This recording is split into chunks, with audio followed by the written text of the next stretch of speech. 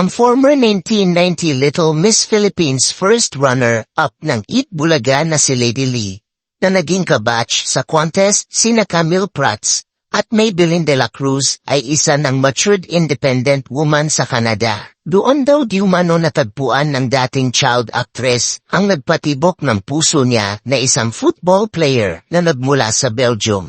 Walang iba kundi si Frederick Boy. Naglalaro daw ito sa isang professional football team sa Canada nang magtagpo ang landas nila ni Lady Lee. Sweet naman daw at perfect jowa itong si Fred, kaso one time nang magbakasyon sila sa Thailand, na-offend si Lady Lee ng isang Thai immigration official dahil akala ata ay kasal na sila at tinawag siyang Mrs. Ladyboy. Mas lalong nainis si Lady Lee nang tumawa pa si Fred sa nangyari. Kaya brainik niya ito sa bangko.